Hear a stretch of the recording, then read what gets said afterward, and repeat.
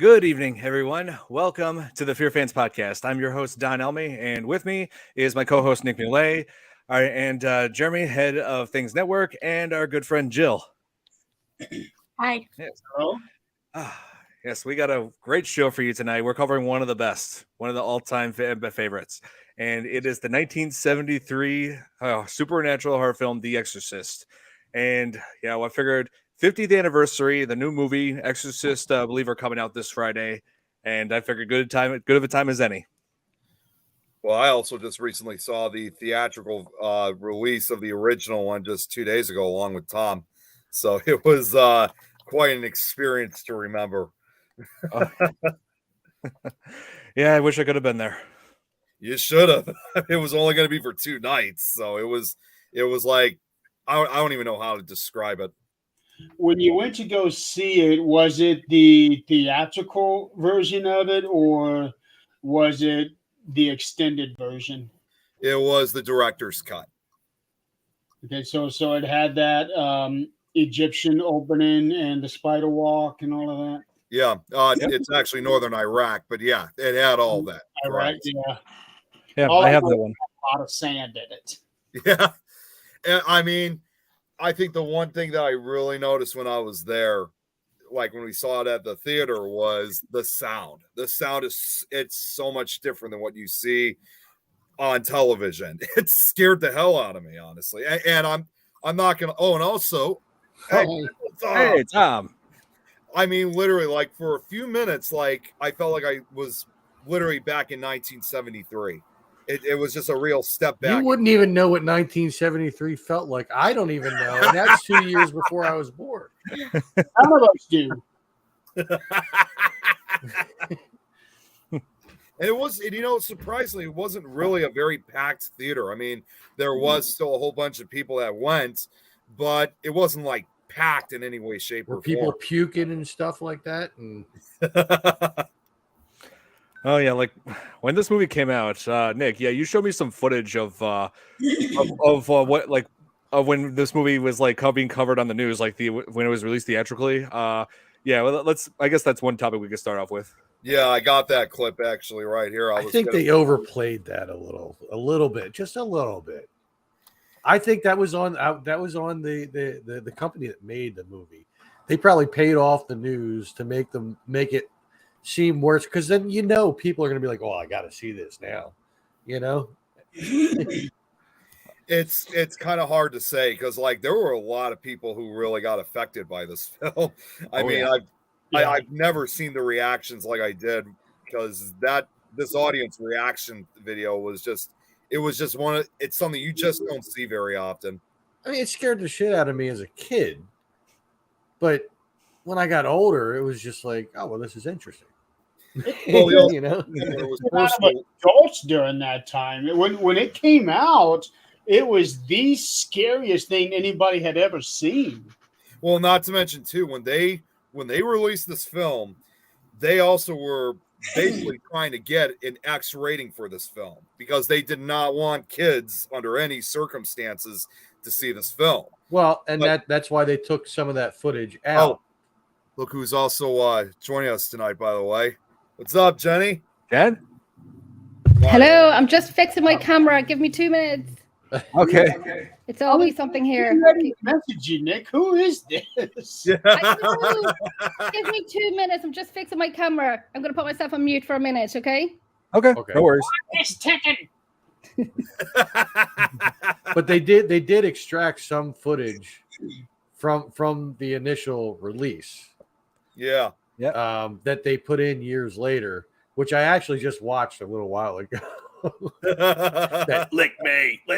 Oh God. Yeah, like that's one of the main reasons why The Exorcist is controversial, because of Linda Blair's portrayal of Reagan when she was possessed. They like doing all these things, that crucifix scene and the Swiss turning her head around. Like a lot of people kept saying, "Oh, she was creepy," but there are a few moments in there where it's more than just creepy; it's pretty unsettling. Yeah, it really is. I would say. Hey, Chris. And then they came out with the second one, which that we don't. Let you know what? Here, I envision we'll have footage of her dreams, and she's flying. And No, the second one was the second one was a complete joke. Yeah. now the third one made up for the second one, but Yeah, the third one, it's definitely a much more worthier sequel than the Heretic one. That's well, they also had what was his name? Father Karen? Karras. Yeah. Karras. Yeah, they also had him in that, which was cool. I mean, it was good to see him again. It was. Well, they also, if you think about it too, they also got him just a few years before he eventually passed away, because I think he passed away in the early 2000s. So they made good timing. You know, he was being possessed by the Gemini killer. Yeah. Oh yeah, and there were like a couple of cast members like of The Exorcist who had like that died like right around the time when the movie was released, like leading to people thinking considering The Exorcist being a cursed movie. Like the actor who played that director in this, who played Burke, he died like of influenza, I believe, like when they had that flu going around in London at the time. Well, I actually have, because again, and Jill, you would know this because I covered it on one of my shows on Nick Files last year, and I did a special presentation, Don, about the true exorcism as well as also the supposed curse along with the film, and I could even kind of bring up a few things that is associated with the supposed curse. He said it was faced with multiple production delays, but the most notable one happened early into the production. The first incident occurred around 2:30 a.m. one Sunday morning in 1972 when a fire broke out on the set while everyone was home for the night. There was only one security guard at the Seco 54th Street studios when the McNeil house set caught fire and burned. The film's production manager called William Friedkin and told him not to bother coming into work the next day. Rationally, Friedkin thought he was being fired for some reason, but that wasn't the case. There wasn't much of a set to which Friedkin could return, and it was the result of a bad electric circuit after a pigeon flew into the circuit box, but it shut down filming for 6 weeks while the set was constructed again from scratch. But eerily, the only part of the set that survived was the bedroom where the exorcism would take place, which filmmakers thought that was very strange. Some Final Destination shit there, man. Seems like it. Oh my God. Yeah. Wow. Yeah, and if that wasn't enough, I mean, it's not just the film itself. I mean, they even said that even just merely watching The Exorcist was said to be a curse in of itself. I mean, there was like... I watched it tonight. Oh, man. It's on HBO. Oh, yeah, it's on HBO Max. I watched it on YouTube and I had to pay for it. I had to rent it. Do you have HBO Max? I don't think I do. Oh, okay. I was going to say, you feel pretty dumb now, don't you? No, I'm just kidding. But we have it for 48 hours anyway, so my team can watch it because it's on the Amazon page. That's good, though. But I did watch it many, many years ago, and I watched it again tonight just to kind of update myself with it. And there's some gruesome things in it. Like and I don't get frightened easily, well, apart from when I'm on location. But it was, and even though I'm older, but it was a little bit more frightening this time when I watched it tonight. Oh, yeah. Well, I guarantee you there's more footage in there than what you saw the first time, too, because they added more over the years. Yes. Like I was saying earlier, they extracted some of the footage. I mean, it may not be a lot, but still. It wasn't, because I watched the unseen one tonight. Right. So, I mean, there wasn't a lot. Sorry, my dogs are walking behind me. I don't think there was a lot more difference in it.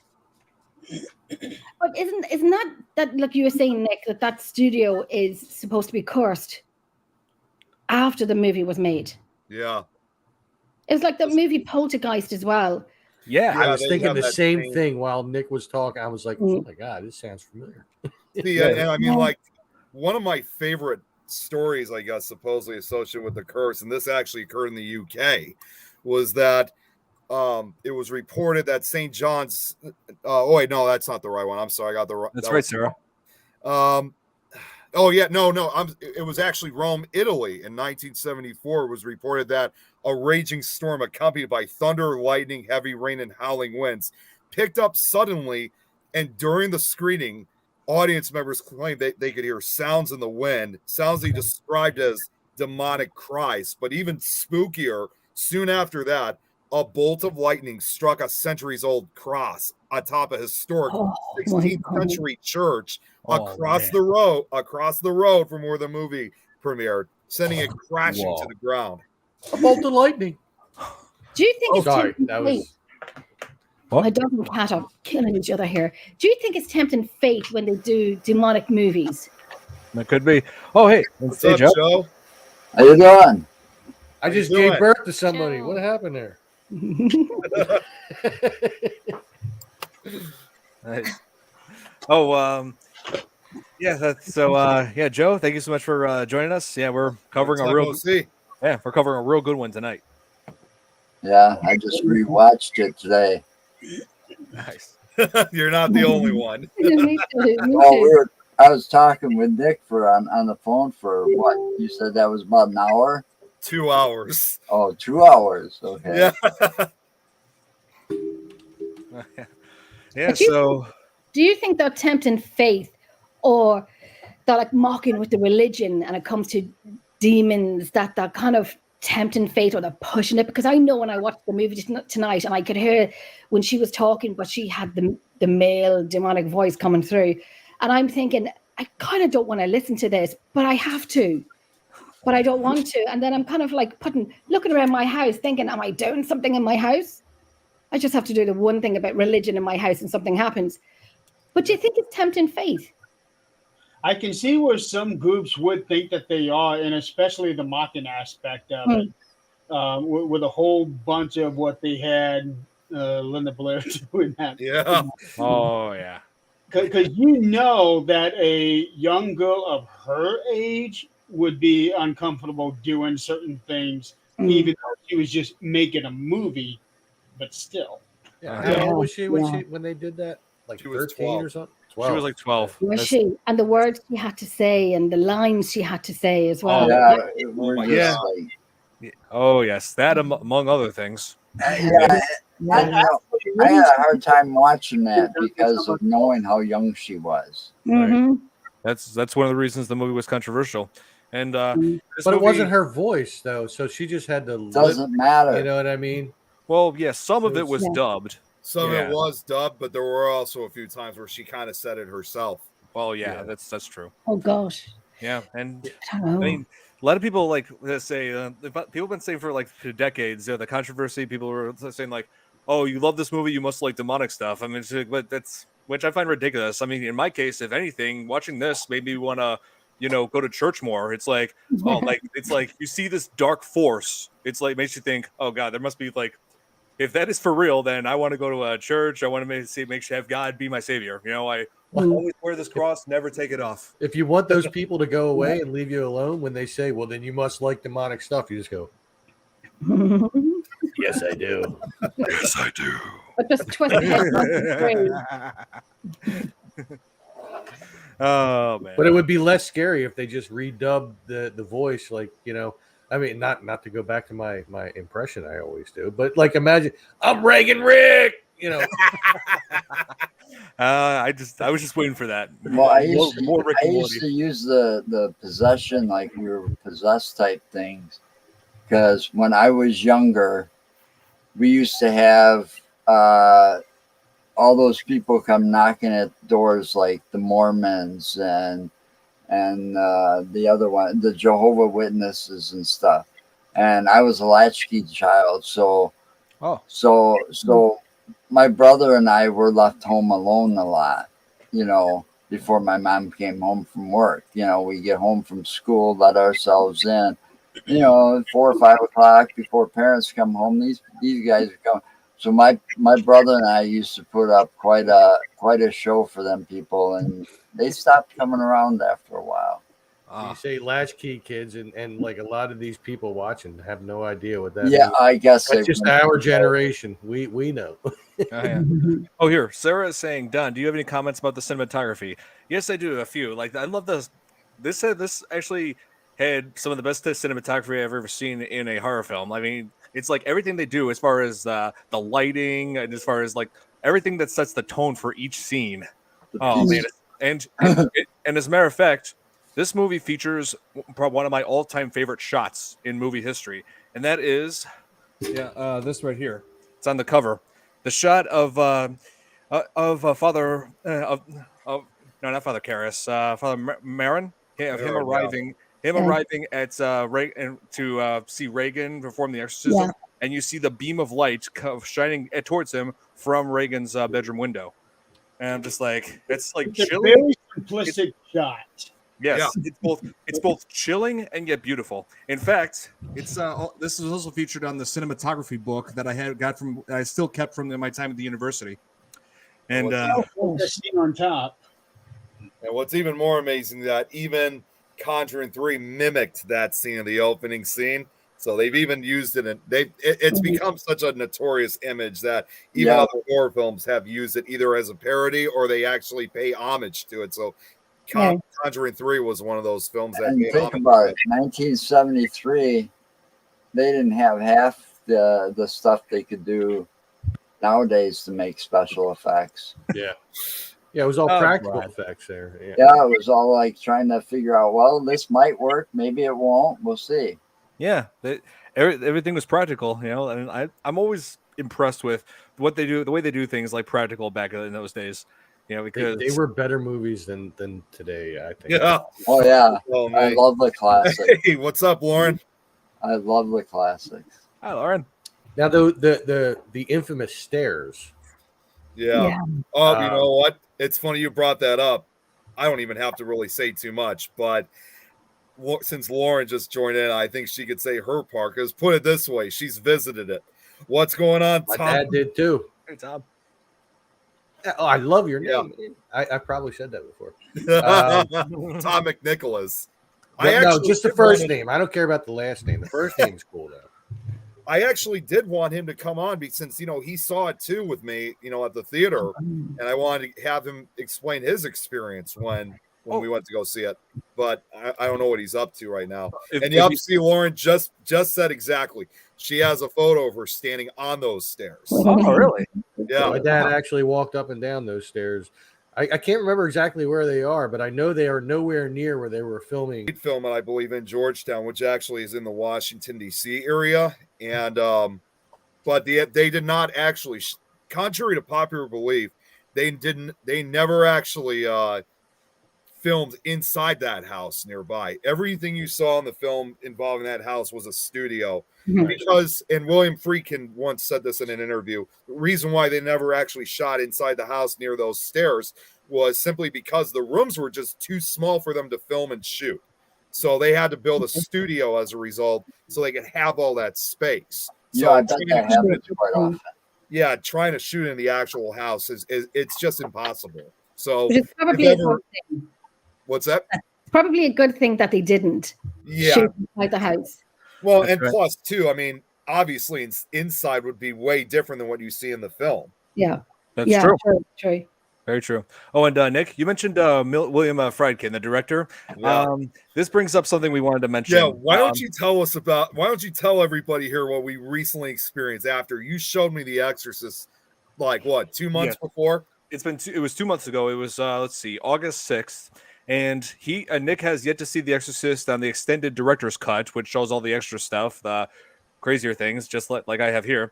And we watched it. We loved it. We talked a little bit about William Friedkin. And the very next day, it was announced on the news that William Friedkin died. It's all Nick's fault. You know what? Actually, my dad was like, because when I found this out, and I said, we just watched this last night. And my dad's like, you killed him. You killed him. Oh my God. The different movie, like the Poltergeist, when that little girl had passed away. Did anybody ever find out why she passed away? Pneumonia. Yeah, it could have been prevented. It was pneumonia. Well, actually, no. I did find out it was a really. Oh man, what was it? It was something to do with her intestines. Yeah, it was. It was like, and it was something that was, if they would have caught it sooner, it was preventable and they could have prevented her from dying. I thought they always said it was pneumonia. No, it was something like really intestinal, bad. But but it was something that had a simple fix and stuff, but they caught it too late. Yeah, I think I just found it. What they said about her was, I mean, it's just heartbreaking to hear. She had. Give me 1 second here because I'm trying to get the. Okay, Yeah, so we all have videos we want to send Nick. No, Yeah. no. So it said that she sadly not. She was misdiagnosed with Crohn's disease in 1987, but that turned out to be a misdiagnosis. My son has that. I'm just kind of scrolling through. The following year, in January of 1988, O'Rourke fell severely ill again. Her health deteriorating at an alarming rate. The symptoms were casually attributed to the flu, which later turned out to be incorrect, and immediately treated. It was, again, I don't want to read the whole thing because it would take me a long time. It was okay, so damn it, I'm sorry. I'm just trying to figure out the right stuff to read. It was okay, so here we go. It was she had some type of acute bowel obstruction that caused septic shock. That's what it is. Congenital stenosis of the intestines, something that could have been surgically corrected. Yep, that's what I said. Yeah. But she wasn't the only one from the poltergeist curse. Yep. You know, I mean, first it was the sister, and then it was the Indian guy. What's his name? I can't remember his name. But then it was I know what you're talking about. Then it was the psychic lady. Okay, Joe. I can't remember her name. I can't remember her name, but I always loved when I saw that woman in movies. Which actress is this? The one that played the psychic. Like the little psychic lady. She was in Rubenstein. Yeah. Yeah. She was in Teen Witch, which was another great movie. Yeah. But the skeletons in the pool were all real. Yeah, it was. Skeletons. They couldn't afford the props, so they used real skeletons. But the actress, I forget her name now, but she did not know that they were real. Yeah. So her reaction was, Jo Beth Williams? I don't think any of them did. Did they not? Holy crap! Because the reaction was very real. They claim what happened? They claim they got these real skeletons because they were cheaper than getting fake ones. Yeah, but that movie kind of freaked me out. The kind of world that we live in, that the props are more expensive than skeletons. Yeah, real skeletons. What is wrong with this picture? You moved the stones, but you didn't move the bodies. Yeah. So disrespecting the dead by using them in that manner. Yes, I would go with the props. I don't care how much they cost. But I would go with the props. Maybe that was the curse. Could be. Yeah. Another thing, since we're talking about like different types of curses involved in films, Don, you know about this. This is more again on The Exorcist, and I think this is probably the most unsettling fact. I mean, whether it's associated with the curse or not, obviously I have no clue. But and again, reading from my slideshow, and this occurred during the film too. There was also the dark fact that as evil as that film was, as coincidental as some of the deaths or the fire, there was real life evil lurking around the set of the movie.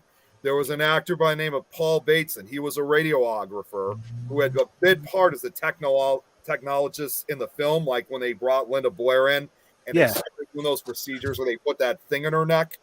Right. You know the guy I'm talking about? I know exactly what you're talking about. I remember. So it turns out a few years after he was in that film, in 1977, he murdered a Variety reporter and film journalist, Addison Verrill, by fatally stabbing and then beating him. Wait, he was quick. Yeah, I remember reading up on that. Yeah, he was quick to confess the crime, but couldn't provide police a motive for why he did it. That much is certain. And in 1979, Bateson was convicted of the murder and served 24 years in prison before being released on parole. But what is more disturbing is that at one point while in custody, he might have been a serial killer. During the trial, prosecutors and police had implicated him in several other deaths he bragged about while in jail. He bragged about killing and dismembering 6 other gay men in New York between 1975 in 1977, known as the bag murders. So for Jesus. this, Bateson, he's considered a serial killer, but those accusations were eventually dropped because though there was no evidence to suggest as much. He was never convicted for those murders, and no one knows what his current status is, if he's still alive or not. He's disappeared completely. Well, And as it turns out, that's probably where they got the skeletons from. as it turns out, he had a cousin that ran a motel who killed people. Norman Bates. Oh, here. Yes, that's right, Leon. They did make fun of made the exorcism scene in Scary Movie 2. Yeah, that was with James Woods. Yeah, I remember that. Well, they also did it in Repossessed. Yeah, They also they did it everywhere. They also made fun of it on Saturday Night Live. Yeah. That's, Oh yeah. Like the year it was released, that the scenes with, because you only got so much to work with in the 70s, and that one scene where she pukes all over the priest and stuff, you can obviously tell at one point that it looks like pea soup. The thing was.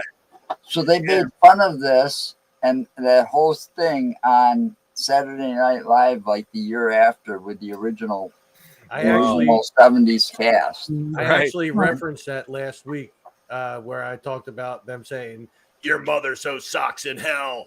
Yeah. I remember you talking about that. Yeah. Oh, and I also just remembered where they also parodied the Exorcist in a pretty unlikely place. You guys remember back in the 90s this show called Dinosaurs? Yes. Yeah. Yep, where they had like Not the mama. Yes, there was an episode where they parodied The Exorcist called it was like where baby Sinclair went into the terrible twos and was wreaking havoc. So they hired the babysitter, which was basically The Exorcist. Come in and like try to get the baby to behave. Well, that movie made Linda Blair so famous. It wasn't funny because that same one that was on Saturday Night Live, I wouldn't believe. If I remember correctly, she hosted Saturday Night Live that year. Yeah. Or that episode. Oh, yeah. And she was also in Repossessed, I believe. She was. Yeah. Oh, guys, real quick, just so you guys can see for yourselves. Did they do something on The Simpsons too with her? Yeah, they did. I remember that too. But just so you guys can see this for yourselves, Lauren just sent me the pictures of when she visited the stairs. There's 6 pictures in total. So if you guys haven't seen what it looks like now, you could pretty much tell, as I'm about to show. Mostly the same. Oh my God. They're pretty much the same as they have been for 50 years. Oh my God. You can picture them tumbling down the stairs. Who the Even the stone structure is still the same. It's identical. It hasn't changed. Wow. Even the house on the right still looks the same. Yeah, the railing probably has changed, but other than that, it's all basically the same. Oh, amazing. Oh wow. That'll be one of the places that This Is Tom's World will visit at some point. Yes.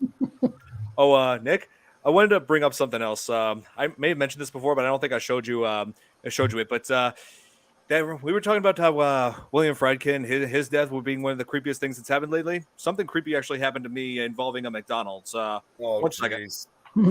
Oh God, what did you do this time? So Grimace came up behind him and Ronald was right behind him. And the Hamburglar was like, "Robble, robble." Okay, so I kept this receipt right here, right? Let's see. What's that? Oh, this is my receipt from a meal that I had when I was on break. I was working up at Gurney, and we had stopped at McDonald's to have lunch. And when I got my order, my ticket, the order number 666. What?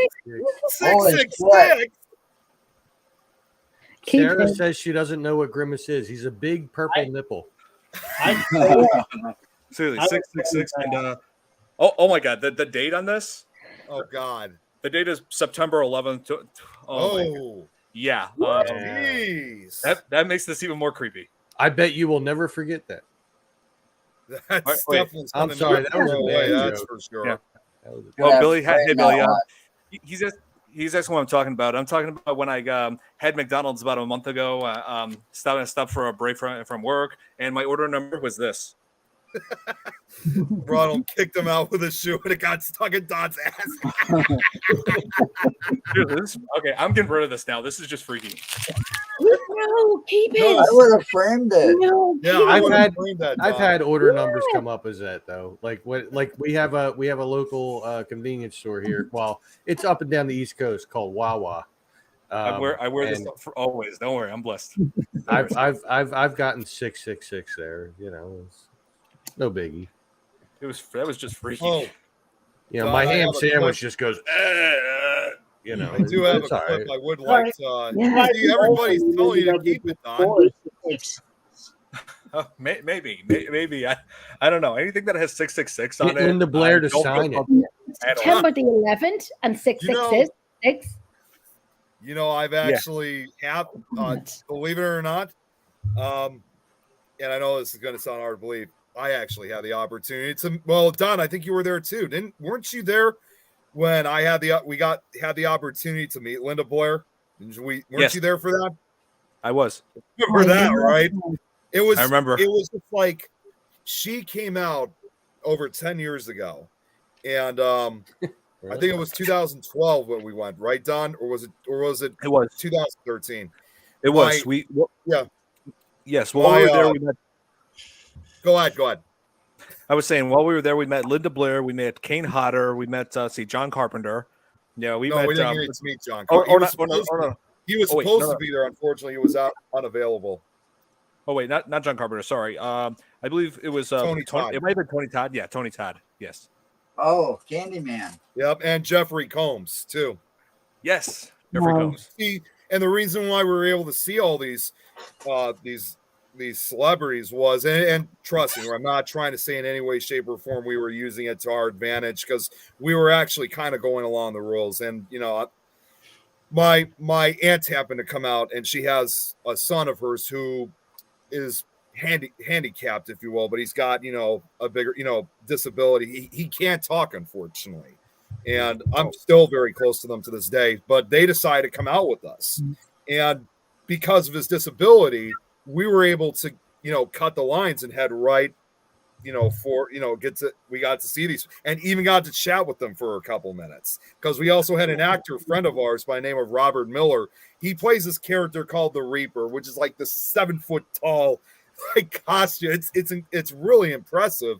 And he knows Linda Blair. So it's like, we were kind of more focused with him that he was able to cut us through the line so we could see Linda Blair in person. It was just an amazing experience. And I have to admit, Linda Blair, she is literally as terrifying as she was in The Exorcist. Is she really? She is one of the nicest people you'd ever meet. Oh yeah, totally. Oh, Don, do you do bad movies for the podcast? We have done a few bad movies. It's just been a while. I do have a few in mind, but we'll cross that bridge when we come to it. I'll let you know when we start doing some pretty bad ones, because have you guys really done some bad ones? Because I can't recall. Only one I could think of is Freddy's Dead, and that's pretty much it. Let's get Jack Frost. That one. Oh, Listen, if it was a Freddy movie and Robert Englund was in it, it's not bad. Wait a minute now. I'm sorry. Hold on, back up. Outside of Nightmare on Elm Street 2. Hold on a That second. one sucked. You know, that's one of those movies that pisses me off. You know, that one called Jack Frost, right? Yeah. The one with Michael Keaton? You're talking about the horror movie or the one with Michael Keaton? the Not Michael horror Keaton. movie. There was two of them that had the same title. Yeah, they were released around the same Yeah. period. They have the same title, but they're two different movies altogether.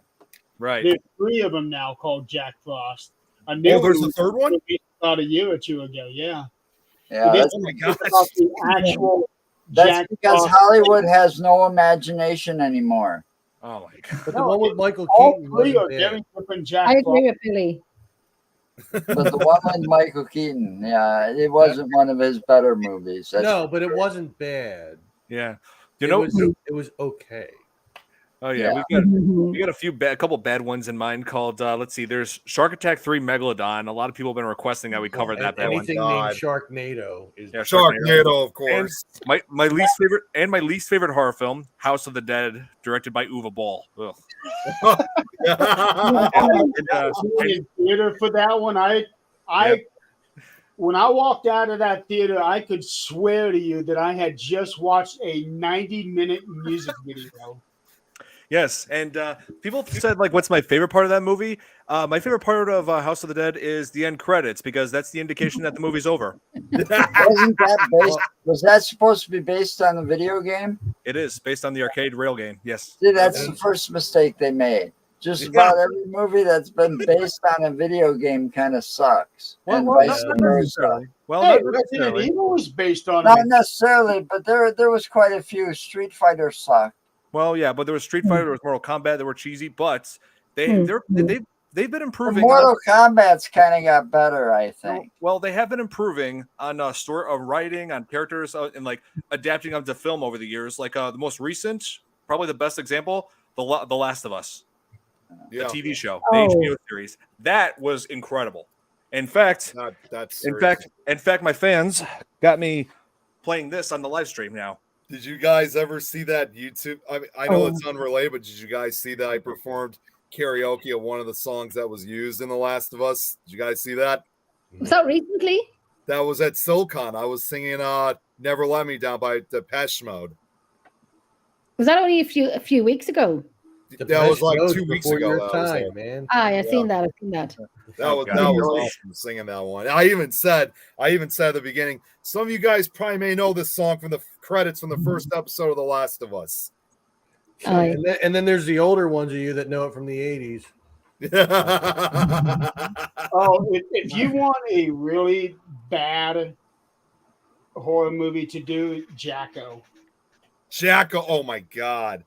I think I know exactly what that is. Vampire's Kiss sucked too.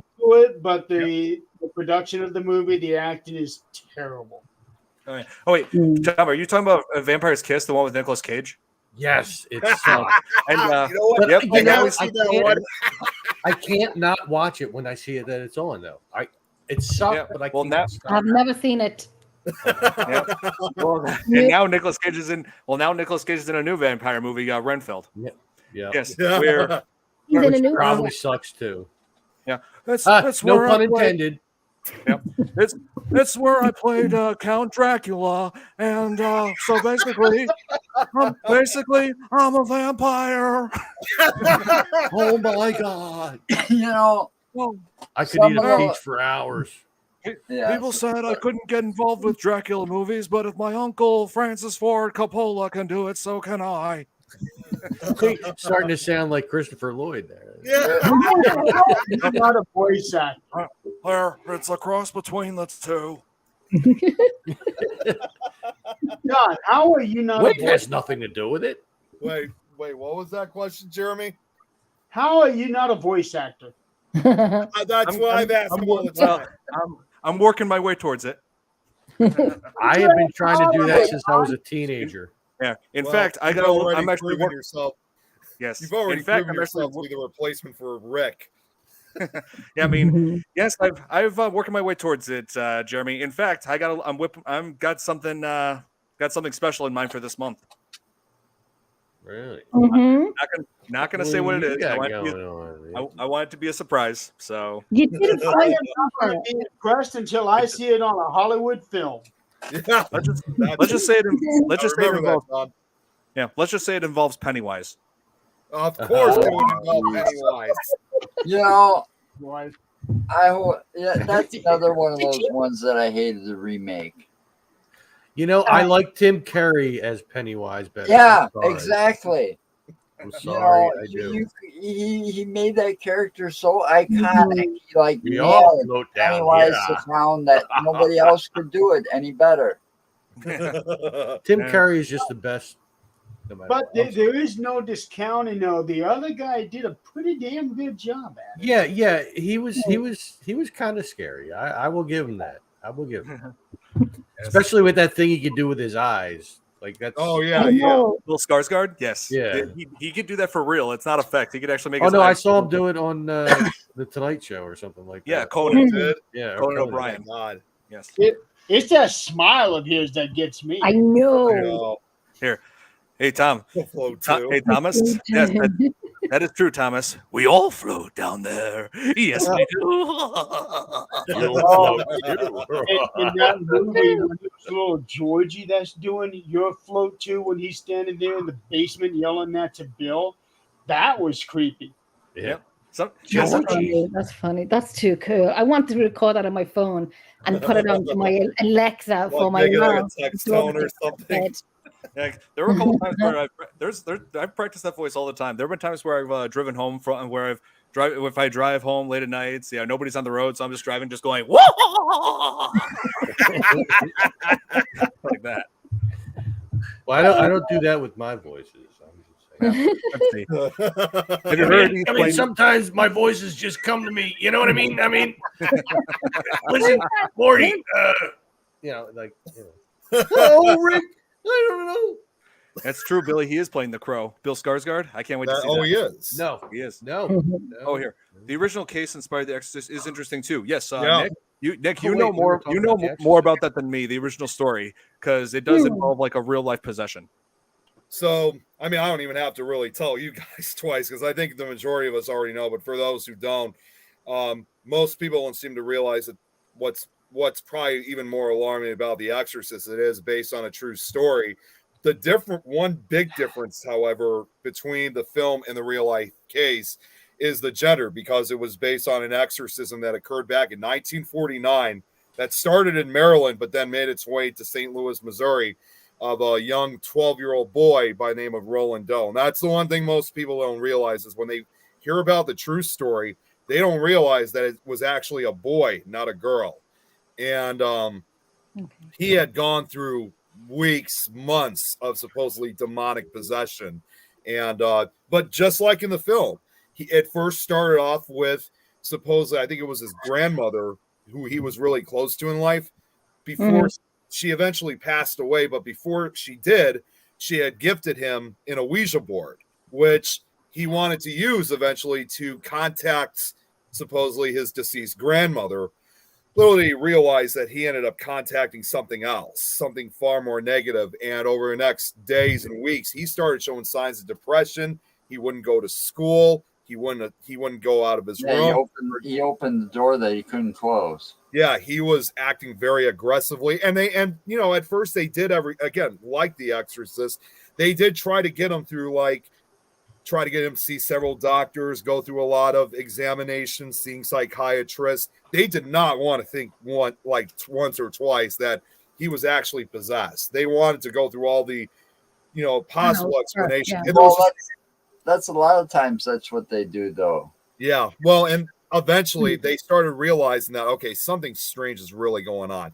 They They marketed that Ouija board as a game. Yeah. And even back in 1949. If you get any close to what you're you could actually open doors you don't want to open. No, you don't. And this poor kid had to pay, pay the ultimate price. Yeah, I mean, it was just he went through waiting on that kid. Supposedly, I don't know if it's true, but supposedly this Roland Doe, his real name is Ronald Hunkler.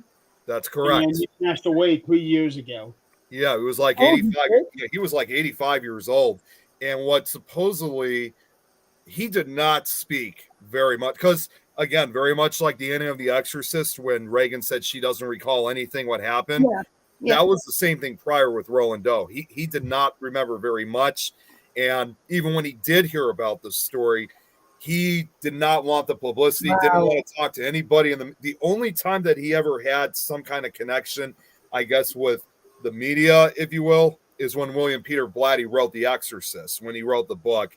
And he was in contact. He requested. The way that I understand is that if somebody is possessed, all of that is pressed down and they have no memory of what's going on. Well, and that's what happened with Roland Doe. He had no memory of what happened. It was only years later that he started hearing the story, probably from his family.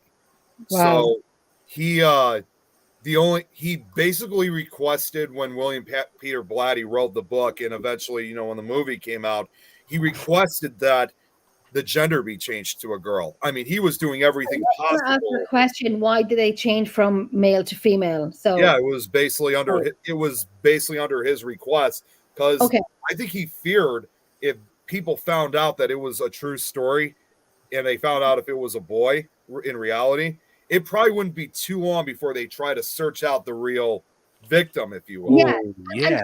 But to be told what has happened to you without remembering it, it's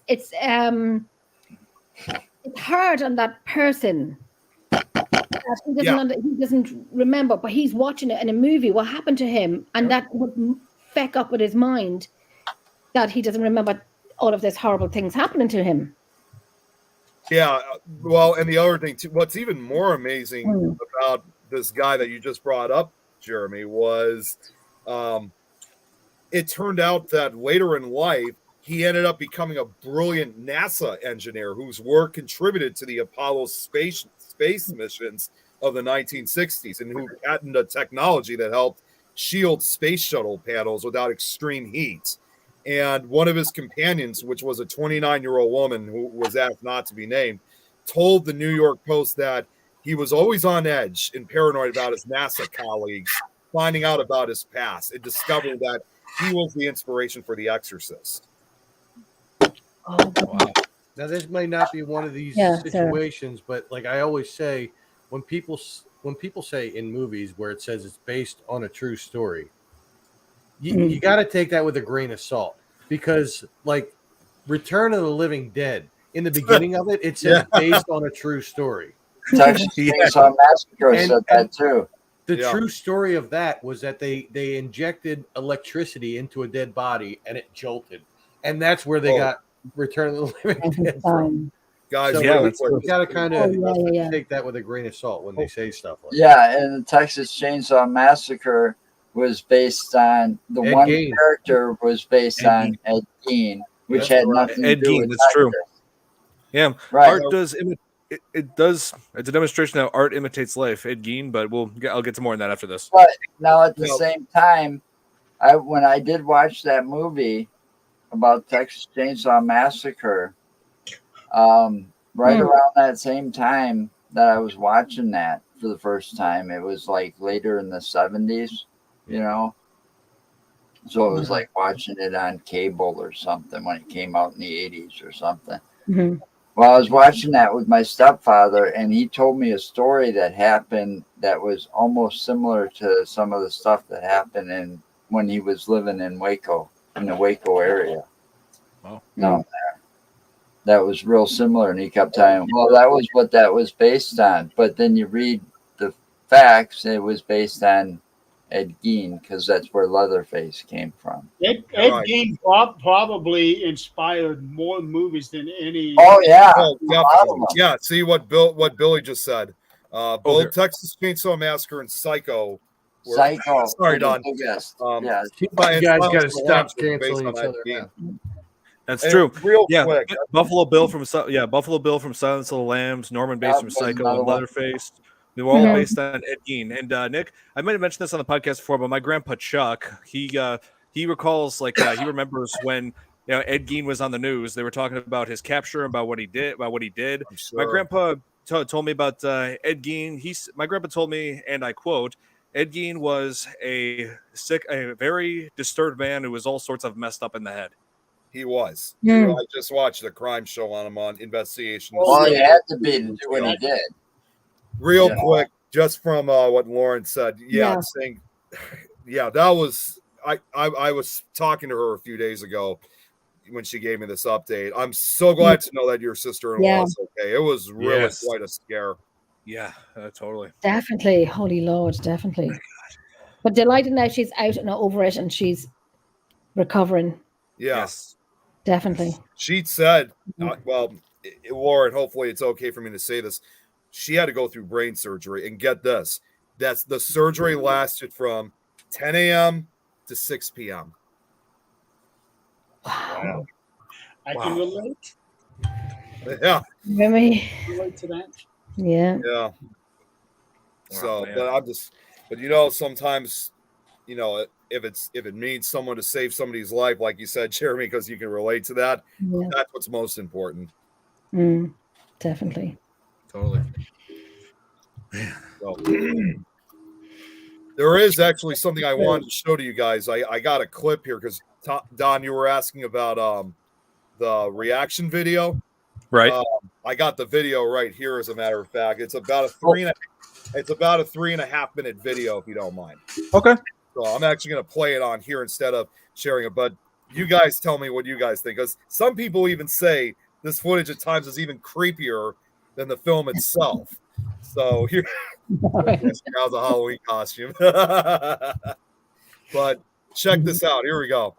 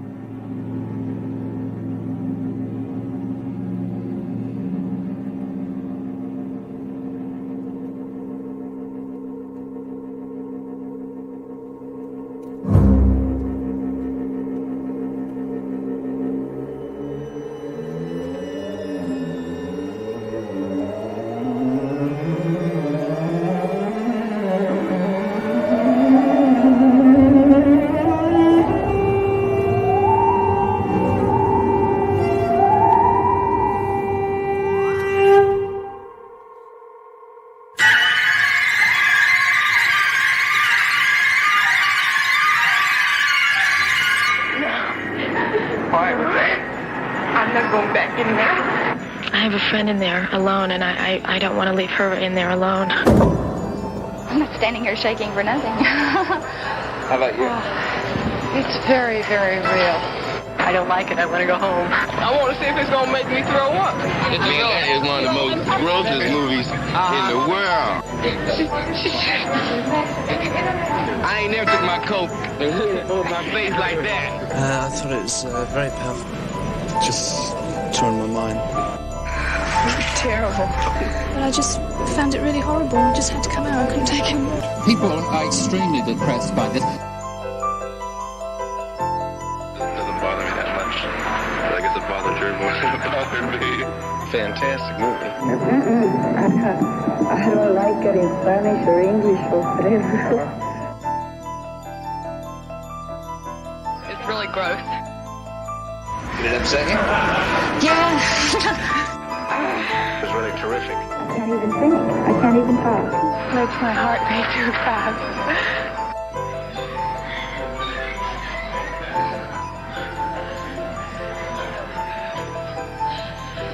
I've never in my life known a movie where people would faint. I mean, it's hard to make people faint.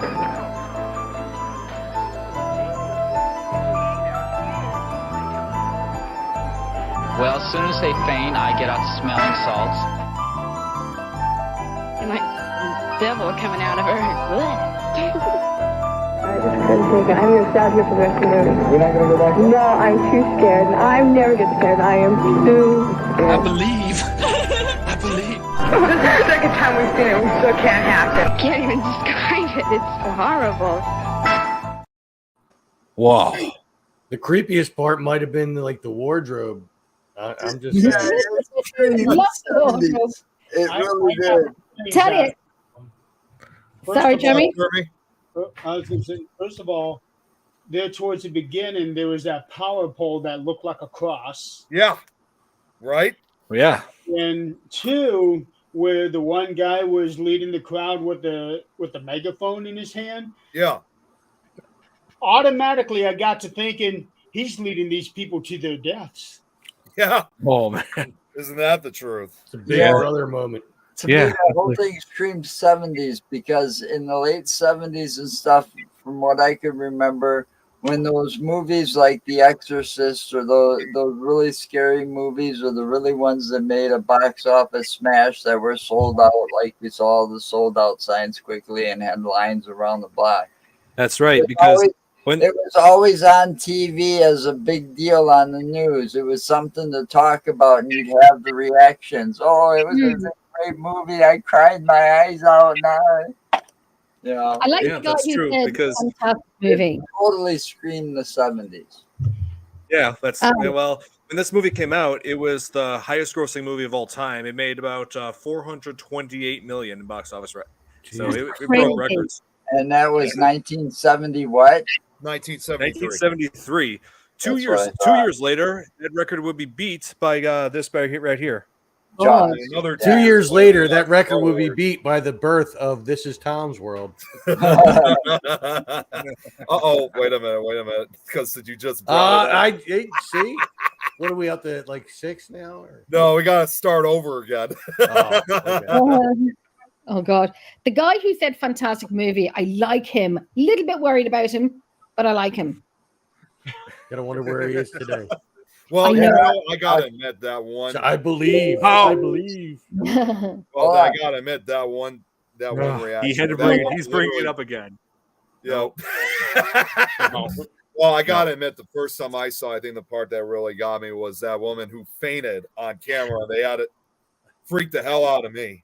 I was just going to say they were fainting, and I don't know, because you have a million things going through your mind, and you're thinking, is it right or is it stupid, silly to say that if they're fainting is because they have that such fear, and the whole thing of the religion and demon and and religion, and they all they faint because they fear so much, and I think that's probably what the other side wanted them to do, is to fear. And they're all going to church.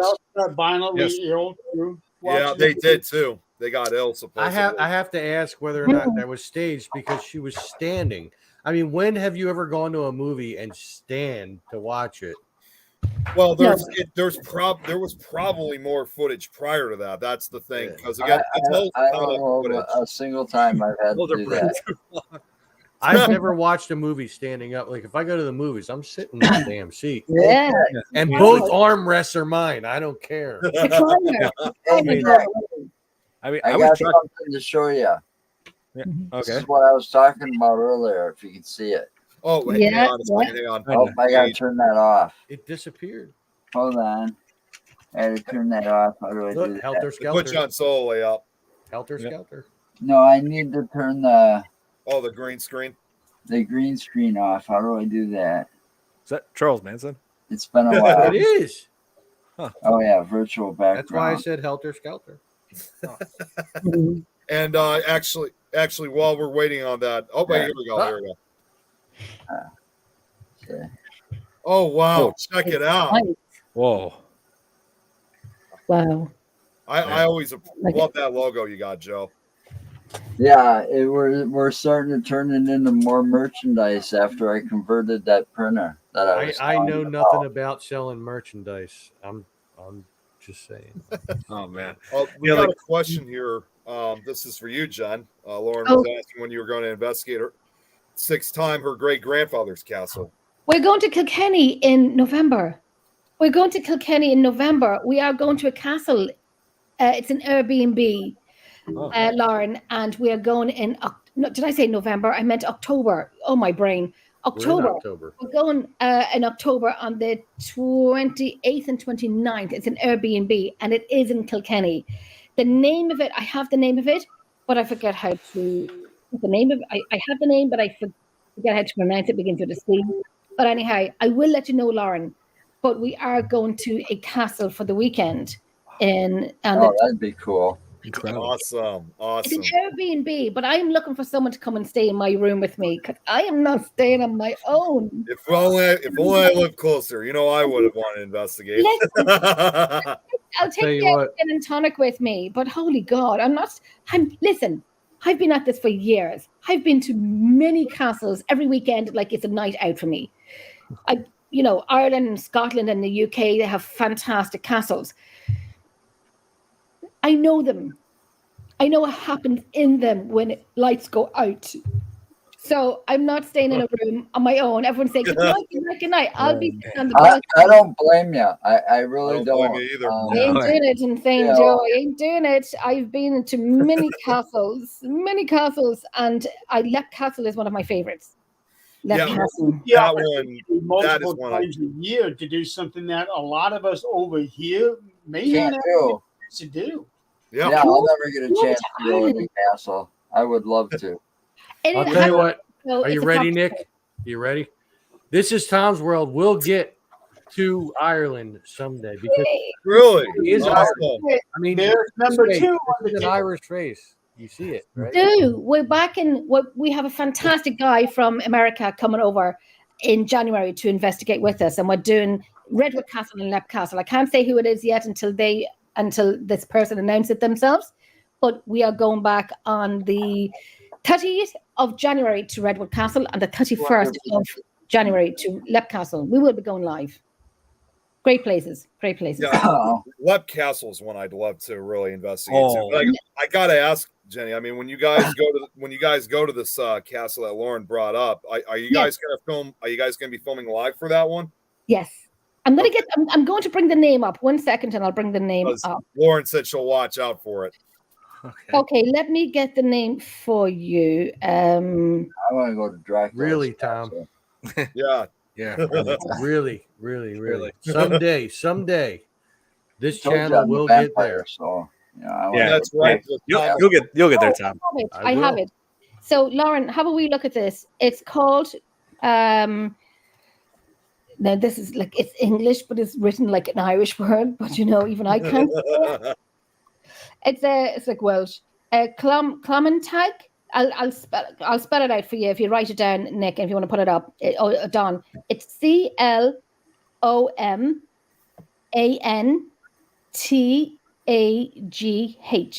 Oh shoot! I was about to. I'm googling it. Can you say it again? One more time. Yep. CLOMANTAGH.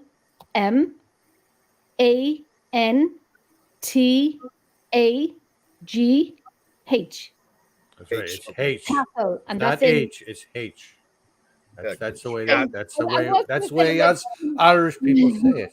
I'm just saying. Don't listen. Don't be telling us how to say H. Yeah, this is how it's spelled correctly, right? So the first picture that should come up would be like a castle with snow and a graveyard beside it. Yeah. Oh well, let's bring something up. Like that's like probably the most extreme reaction I ever seen, like for a horror movie release, because I didn't.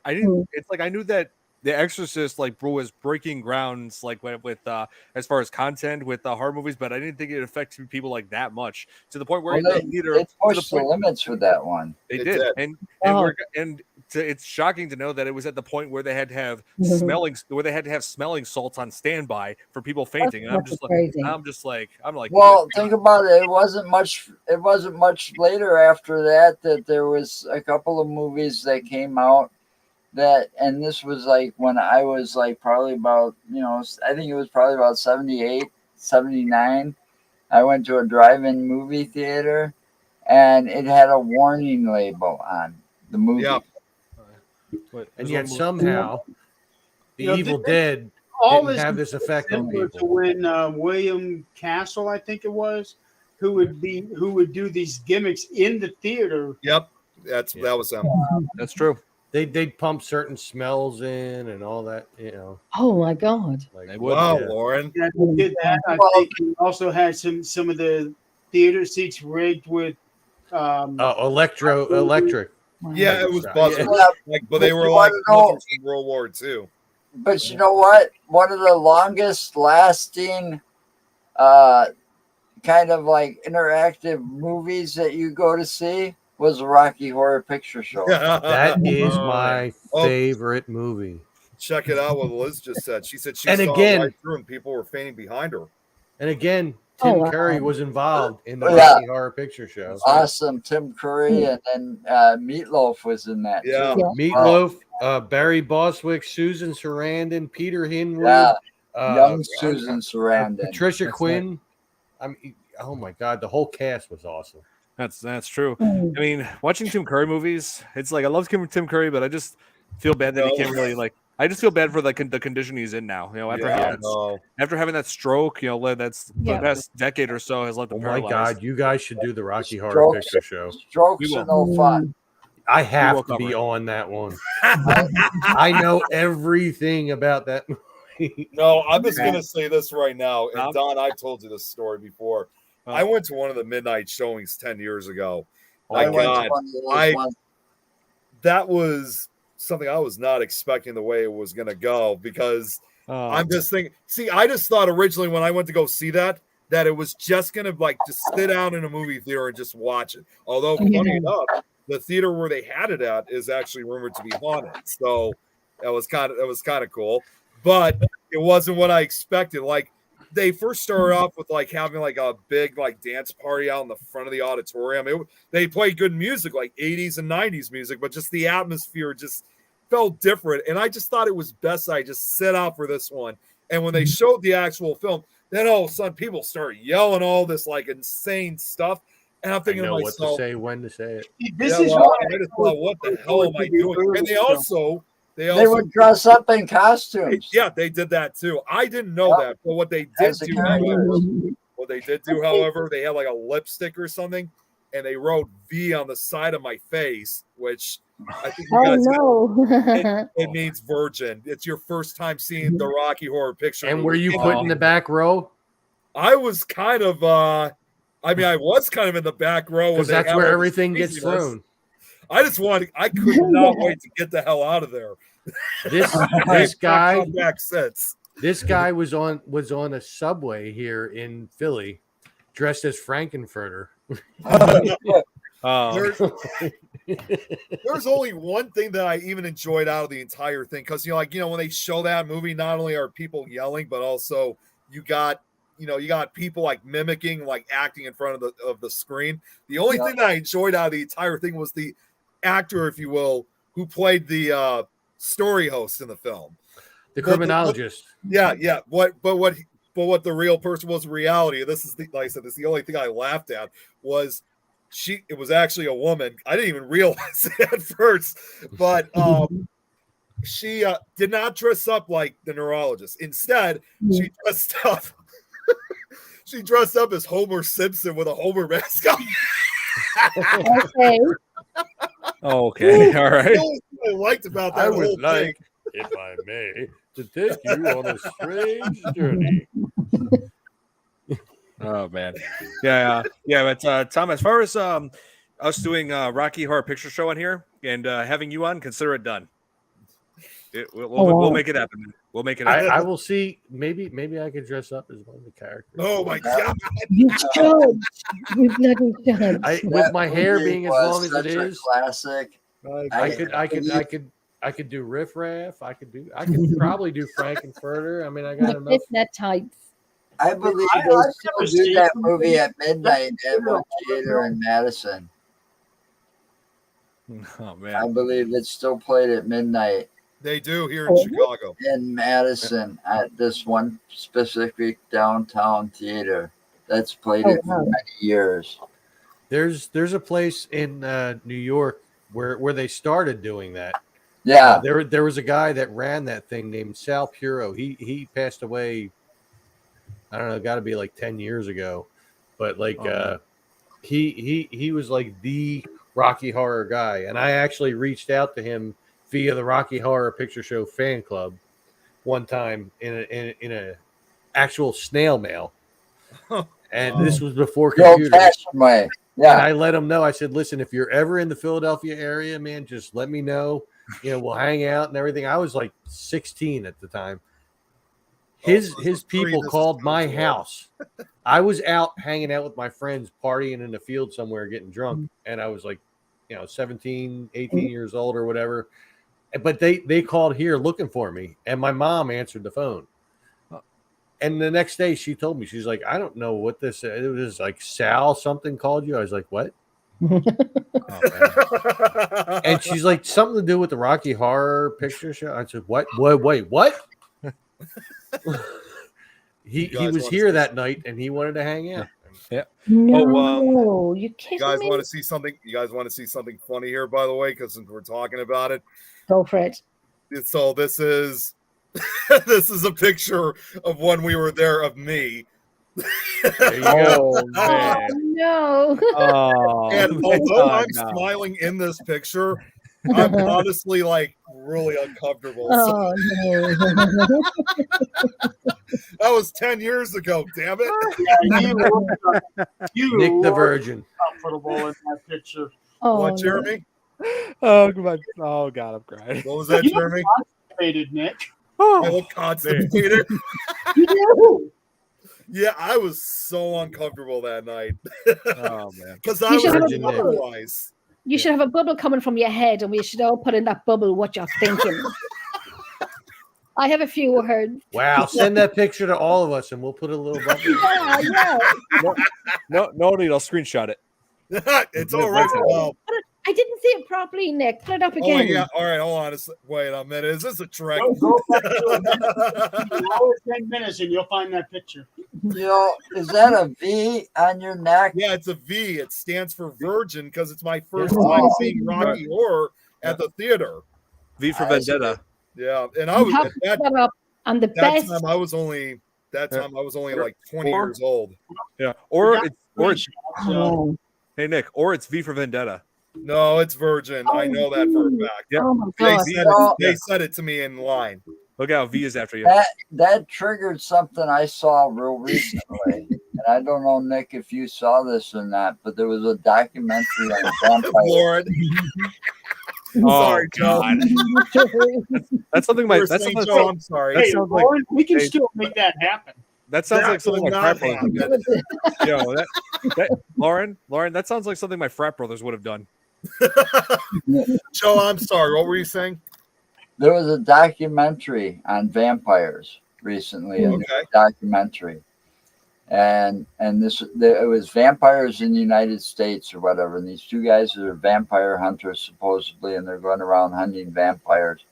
They found a bunch of storage lockers in the Colorado area, and they had found a V painted there. And when they went back and looked again, that V had a circle around it. All the locks were off the storage lockers, but what they found was interesting was there was wooden coffins inside and dirt that when they analyzed the dirt, it was from Romania. Wow. Ooh. And then they went and started digging deeper, and they found that this company that owns those storage lockers they put up a map and put the dots over the they own a good portion of those storage lockers in the United States. So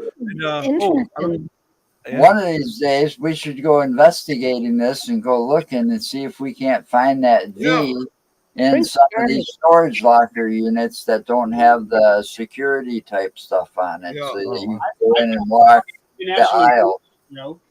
What, Jeremy? I've got somebody who can actually do that.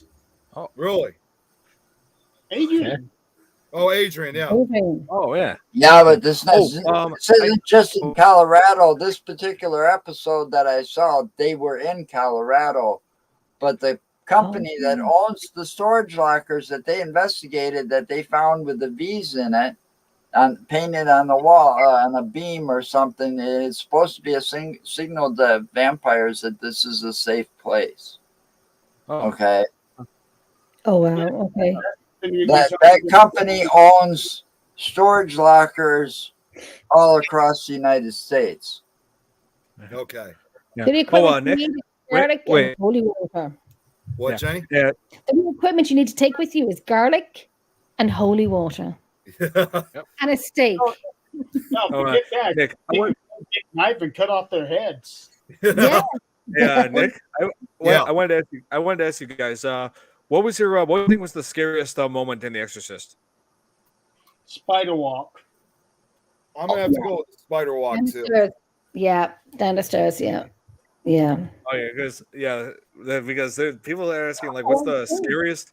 What do you think the scariest moment was, or what do you think the most disturbing moment was? Because this movie has no shortage of them. I honestly think one was when I was younger, maybe first saw it. It was probably the spider walk. Okay, but now when I watched it again, was knowing how old she was and those words that were coming. What the things she was saying. Your mother sucks cock in hell and all this shit that was coming out of her mouth. Your mother sucks in hell. I think that was the most disturbing thing. It kind of made me cringe today. For her age as well, Joe, when she was using the cross and saying F the that's what I mean. That was was brutal. Bloody 12, I mean, F the C. It's disturbing that an actor had to do all that, but at least she got her nomination from it. Well, and this that movie made Linda Blair famous. Yeah, it did. Well, the other thing too, and this goes back to the real life case, with Roland Doe. Not to sound too graphic, but contrary to popular belief, in the real case, Roland Doe did not ever violently masturbate or vomit green fluid or did a spider walk. That was all basically meant for the book and the film. So in reality, that didn't actually happen. Hollywood has to kind of spice it up and make stretch the truth a bit.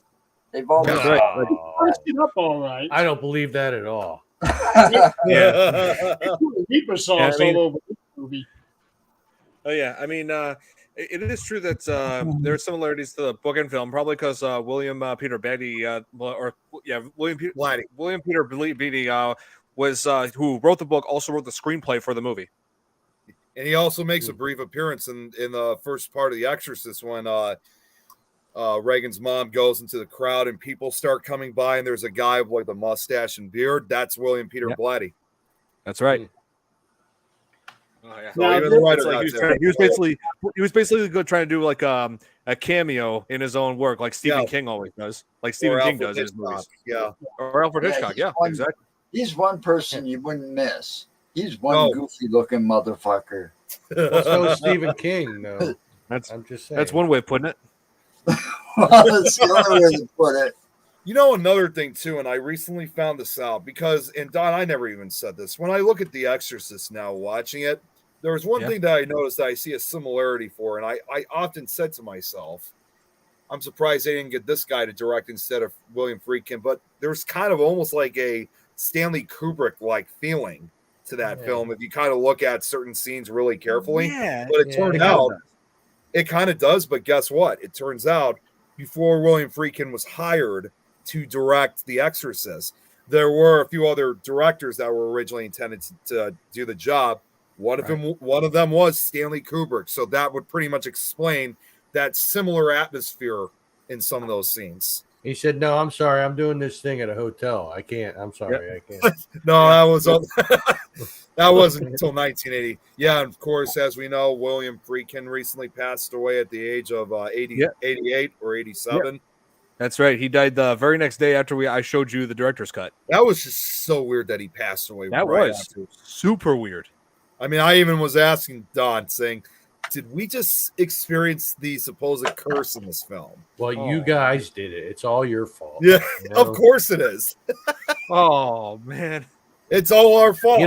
Who knows what else he could have produced if he had lived on, if you guys didn't have that. Well, we'll always remember him for his work, and this The Exorcist being probably his greatest achievement. It was a big box office hit, 10 Oscar nominations. It won 2. How many parodies and stuff? It won 2. Yes, her character. Many. Way too many to even count. Yes. I mean, that's instant classic. Yeah. And the only 2 Oscars it won, I believe, were for Best Sound and for Best Writing for a material adapted to film, like a novel adapted to film. So wasn't there even like a SpongeBob thing that had something to you do with The Exorcist? You know what? I don't know about SpongeBob, but I do remember one show, and this was actually it was a cartoon, but oftentimes it did delve into the horror genre. I think it was, in fact, the first season was, and this was one of the shows I grew up with in the late 90s, early 2000s. Don, I think you have to. Courage the Cowardly Dog. I knew you were going to say that. I knew you were going to say Dog. that. It definitely did. Yep, they did. I don't know about SpongeBob, but that was 25 years later after The Exorcist. Oh wait, actually, I should say it like this: 25 years later. I know Courage definitely did it though. You stupid dog! You made me look bad. Blair became a household name overnight. Yeah, I loved Courage, the Cowardly Dog. Well, and you know what's even kind of more ironic too, and this is something that Linda Blair got into, and since we also brought up about Zelda Rubinstein from Poltergeist, those two would later kind of collaborate, if you will, on the one of the older paranormal shows, Scariest Places on Earth, because Linda Blair was the host, although she was only like in the opening and closing scenes, but Zelda Rubinstein was the narrator. I remember that. I seen a couple of those episodes. I think they're better. I think a show like that is far better than what we got today. That's for sure. Those shows were so much fun to watch. Yeah. They were always so much worthy to watch. Two things about Linda Blair with that movie. Yeah, it made her career, but at the same time, it also kind of ruined it because it cast her. Yep. You got stereotyped to that cast, to that role. Right. Billy, I brought that up earlier. You know, the other thing too was known as Reagan. You know, the other thing too about Linda Blair was after the release of the film, and again, just kind of scrolling from my slideshow, they said since she was playing a young girl possessed by a demon, she also caught a lot of flack from the other side of fandom. Reagan divided people long before fandom as it is known of today. And get this, she even received death threats from religious zealots for her role, and who believed the film glorified Satan. The death threat anymore. God, people out there are freaking nuts. That's kind of, it's not like she was out there at that age doing a porno. No, it was just they thought the film glorified Satan, and as a result of that, Warner Brothers had to hire bodyguards follow around her and protecting her at all times for the first 6 months after the film's release. It's like who in the hold on? Why threaten a 12-year-old? Correct me if I'm wrong, though. Correct me if I'm wrong, though. I'm not big on religion, okay? But wasn't it the Catholics, all right, that kind of invented exorcism? Well, not per se. Somebody's might be possessed. We're going to exorcise them. Not per se. Every religion has their version of exorcism. Yeah, but didn't it start there? No, I don't think it started. I don't think so. It's kind of hard. They believed in it, right? They believed in it, kind of in a closet sort of way. But I don't think it started with them. But yet they go and bash the movie. I don't know if we'll ever know the truth. I don't know. I'm sorry, Jane. Go ahead. Oh, no. Sorry. I think the Catholic religion is probably. I'm not going to say it's one of the biggest in the world, and that's probably wrong to say that. But it's you have the other religions as well, but the Catholic as well are very strong, and especially in Ireland now they're very strong. Did you see me just go? I'm Catholic. I am too. But I'm not practicing, but I do have my says on it when it comes to the fearing God and fearing the devil and whatnot, and it's a fear factor, I think. But I think it came from Christianity, but more powerful, if that makes sense in my mind, that they pushed it a little bit more. Yeah.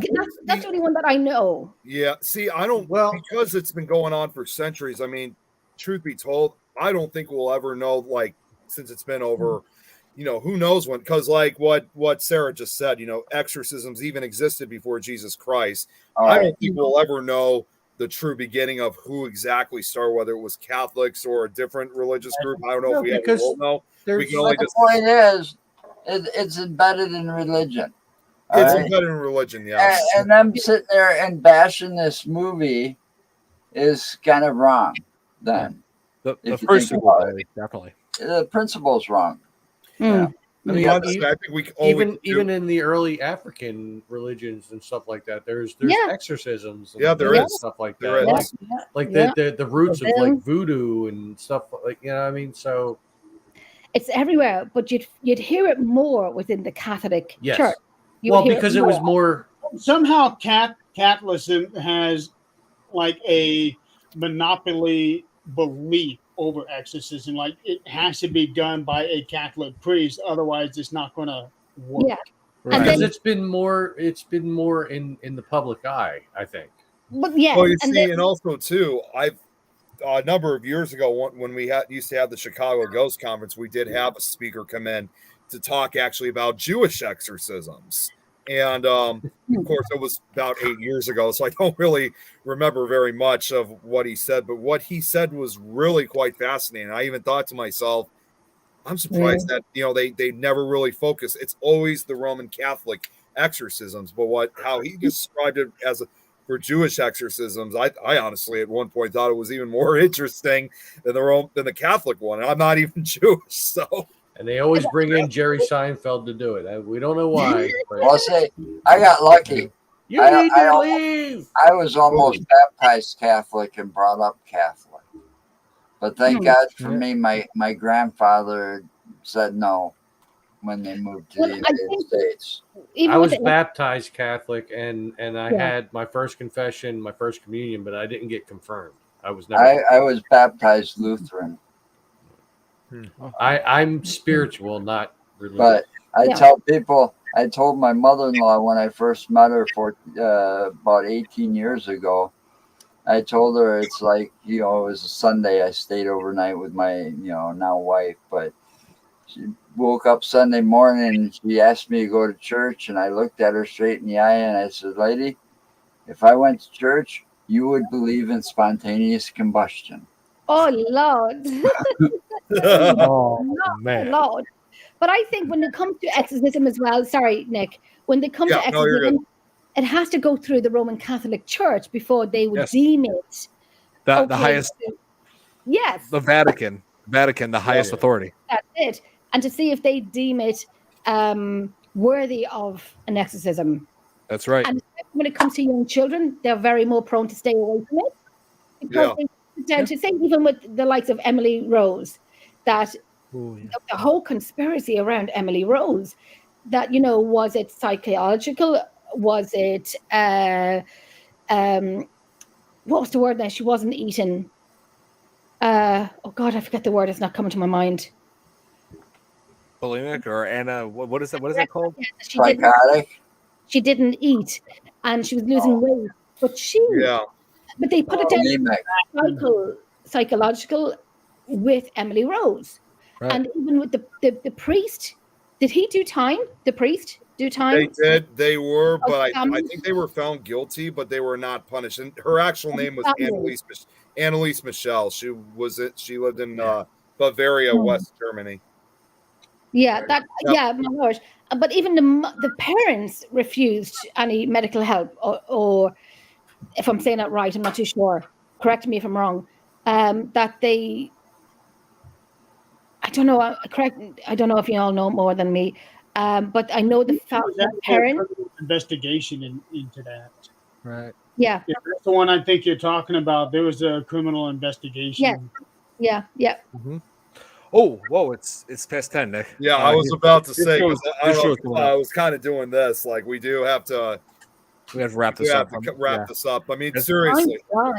I could talk about this for hours, but the next show is coming up. But yeah, I had fun. A lot of fun with this. This was a good show. I got to admit. Yeah, time flies when you're having fun. Yeah, it was great. It was great to have you on again, Jen. We'll have a lot to Thank you, John. Too. I appreciate you. Thank you for having me on again. Thank you. Yeah, you too, Joe. It was great having you. As old as this movie is, it still holds up today. It does. Yeah. Yes. It never gets old. Still terrifying. Still amazing to see. If I can just kind of end it too, by the way, because this is another thing that's kind of more revolved around the real case. I probably told some of you guys this. Some of you guys don't know, but have I ever told you guys that I've actually visited the real house where supposedly the exorcism occurred? Oh man! When you go to Well, unfortunately, of course, I'm not going to mention the street or exactly. I just know it's in St. Louis because to this day it's still a residential house. So the only thing you can do is just view it from the outside. Yeah, so to kind of put it to an end, for this is that when you basically watch a film like The Exorcist and it terrifies you, and you later find out too that it's based on a true story, and you hear the real story behind it. One thing and when you have that opportunity, that even if you visit outside that house where it all started back in 1949, definitely probably will never look at The Exorcist the same way again. That's for sure. Yeah, you feel it from the Make no mistake about it. Right. Okay. Well, yeah. Sorry to do this, but we got to wrap this up. The next show is coming. So yeah. So Nick, any final announcements?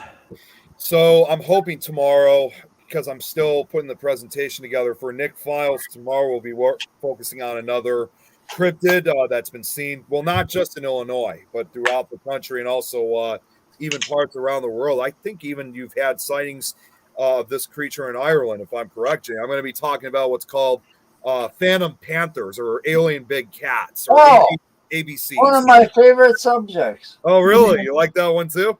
Oh, yeah. Yeah, I watched the Lindy Godfrey did one up here. Yeah. And her son, before she passed away, it was Big Cat Mountain or Black Cat Mountain. Yeah, they call them ABCs. Yeah. It was about a park, national park that's here in Wisconsin, where it's been supposedly sighted several times. And the DNR keep dismissing it, that that doesn't exist. You're seeing a household cat and your mind's playing tricks on you, or you're seeing a cougar and stuff. And I've got a lot to say on that one. But contrary to their name, despite that they're called like phantom panthers or cats or alien big cats, they're not actually extraterrestrial in nature. They're just basically seen in areas or like different parts of the world where they're not normally native to. So they get this name, alien big cats. If you think about it, that a panther can be anywhere. Yeah. Okay. Anywhere that you have a big feline like a leopard, jaguar, for us it would be like a mountain lion or a cougar, depending on which part of the world you live in. And all it's got to do is have that disease, that melatonin disease that makes it's opposite of albinoism. So it makes it pure black. Right. If you look at a panther, if you look at panthers that you would see in a zoo and they call it a panther, 9 times out of 10, those are either jaguars. You'll see the spots. You've seen close, you'll see the spots. Yeah. Or the other ones are leopards. Right. And you'll be able to see by looking at the coats. Yes. Real close. Because you'll see the spots. Get a little bit heated up. Good night, Liz. But yeah, that's what we're gonna talk about. That's what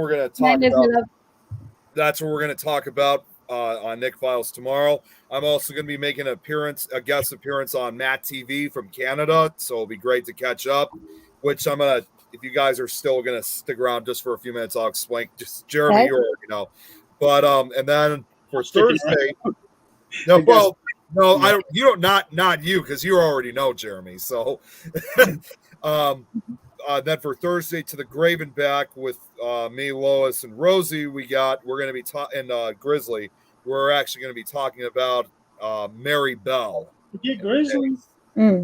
So, and then Supernatural Talk, Jeremy, you said that's just going to be an open mic chat episode? Right now it is, but Eileen is working on somebody to see about getting them to come onto the show because it is open, but stay tuned on that one. We don't know just yet. I'll do it. Hey, I haven't been doing anything for a while because my buddy that I do my show with kind of has been having work issues. Well, he got suspended, so he got suspended and demoted. So once he's back to work after he gets demoted, we're going to be back coming live. Awesome. So, because he goes back to being a driver and he's no longer on call on the weekends. Okay. Yep. So we got to start scheduling things, but I got to go in for surgery too. So. And finally, as far as for the Frighteners, I'm not sure what we're going to be talking about on Friday. So, yeah, there's a lot of stuff going on. So, definitely tune in if you're able to. Yes. Nice. So, and as for me, I'm moving my video game live stream to Friday because something came up for Thursday, where I will be continuing on with more of this. The Last of Us Part 1. Loving this game so far. Can't wait to get back to playing it. And I'll be releasing a few new reaction videos as well. And to answer your question, Sarah, the movie for next week is something that many of us love talking about. I just imagine if Brad was here right now. Rocky Horror Picture Show. Shining. Oh, The Shining. Oh my God, what a good movie. That's another classic. Oh my God, Yeah. Jack Nicholson. Definitely be on for that one. Oh, totally, Jeremy. Yeah, because I figured one Stephen King Good movie movie. isn't enough. We got to cover That it. is like a great movie. It is one of the best. And we mentioned Stanley Kubrick, so yeah, there you go. All right, so we got that. Look forward to next week. So, and Tom, you got anything? Oh, me? Yeah. Oh, wow. This is Tom's World. There you go. That's why I wanted to say it. That's why I just knew it. I was doing my jack stance. I was going to say, do you even have to ask, Todd? Right. Right This is Tom's World. Yep, he was chilling at the end. He was. Yes. Okay. Well, we're out of time. So we got to put this. We got to end this. We got to end this. Yes. So thank you guys for watching. We had so much fun talking about The Exorcist. Oh yeah. Please tune in next week as we cover The Shining. Till then, and thank you for guys for watching FearFans podcast. And yep, we'll see you guys next time. Good night. YouTube.com/This is Tom's World. Good night, everybody. Good night.